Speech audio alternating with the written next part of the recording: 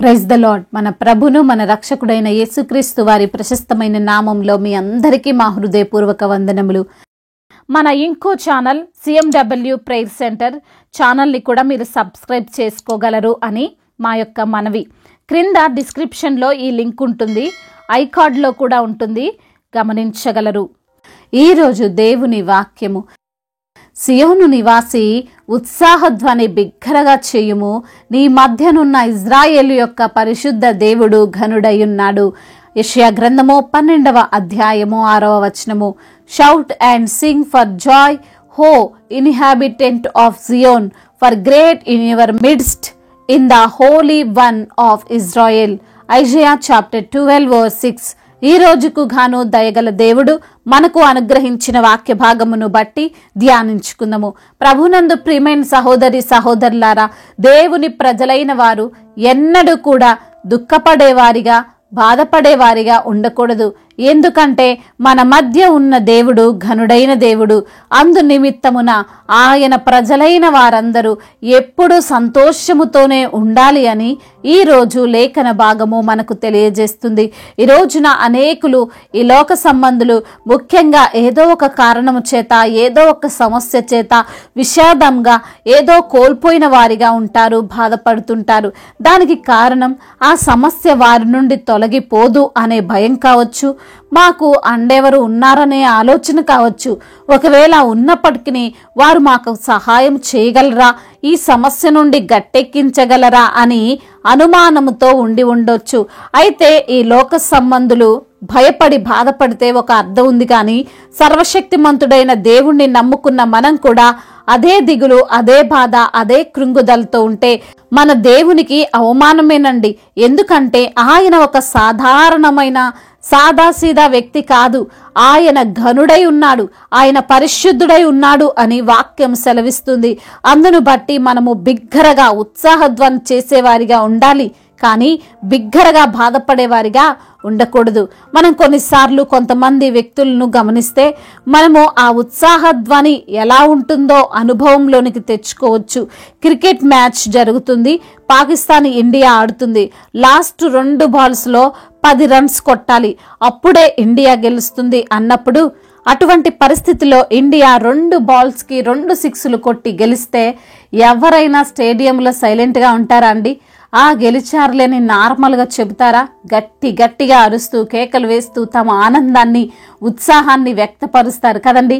అయితే ఆ దేవాతి దేవుడు మన మధ్య ఉన్నాడు, ఆయన మనలోకి వచ్చాడు, ఈ భూమి మీదకు ఆయన మన కోసం వచ్చాడని క్రిస్మస్ చాలా సంతోషంగా ఆనందంగా సెలబ్రేట్ చేసుకున్నాం మనం. ఆ ఒక్కరోజే కాదు, ఎప్పుడు కూడా ఉత్సాహధ్వని చేస్తూనే ఉండాలి, ఎప్పుడు కూడా సంతోషములోనే ఉండాలి, ఎప్పుడు కూడా మనకు దేవుడిచ్చిన వాటిని బట్టి సంతోషిస్తూ జీవిస్తూనే ఉండాలి.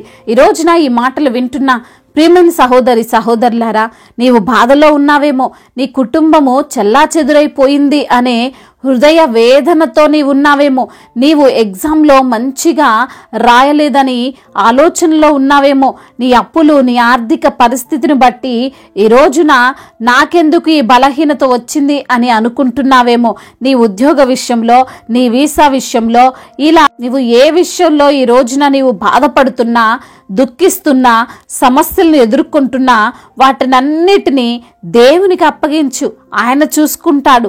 నీవు ఒంటరిగా లేవు.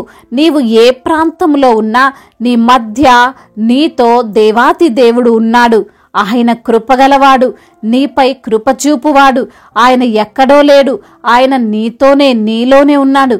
ఆయన మనందరిలా ఆర్డినరీ పర్సన్ కాదు, ఆయన సర్వశక్తిమంతుడు, ఆయన ఘనుడు. ఆయన మనల్ని సమస్యల్లో విడిచిపెట్టే దేవుడు కాదండి. ఆయన ఖచ్చితంగా మన సమస్యలో నుండి రక్షించే దేవుడు, కాపాడే దేవుడు.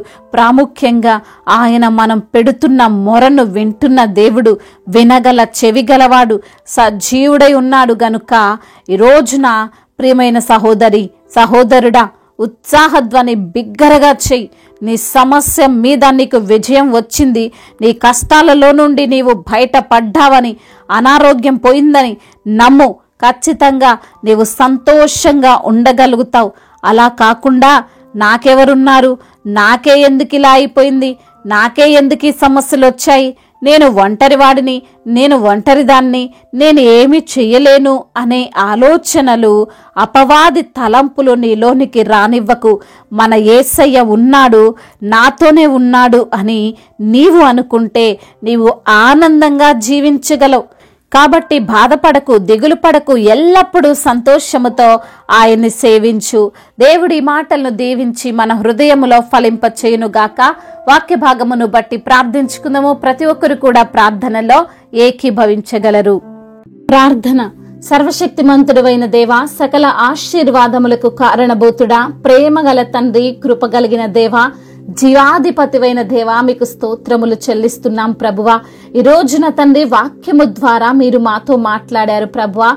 అవునయ్యా, నీ యొక్క ప్రజలైన మేము ఎన్నడూ కూడా దుఃఖపడే వారముగా ఉండకూడదని, బాధపడే వారముగా ఉండకూడదని, ఎప్పుడూ మీరు మాతోనే ఉన్న దేవుడు అని, మీరు ఘనుడైన దేవుడు అని, అందునిమిత్తమునే మేము సంతోషముతో ఉండాలని ఈ రోజున తండ్రి లేఖనము ద్వారా మీరు మాతో మాట్లాడి మమ్మల్ని బలపరిచి ధైర్యపరిచినందుకు స్తోత్రాలు.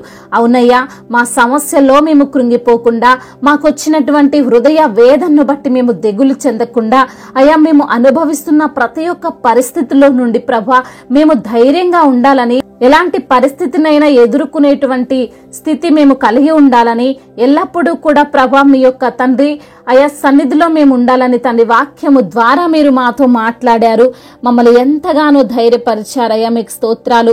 ఎందరైతే బిడ్డలు ఈ రోజున వారికున్న సమస్యను బట్టి కృంగిపోతున్నారో, వారికున్న పరిస్థితిని బట్టి దిగులు చెందుతున్నారో, వారికున్న బలహీనతను బట్టి వేదనతో ఉన్నారో ప్రభా, వారిని బట్టి ప్రార్థిస్తున్నాం.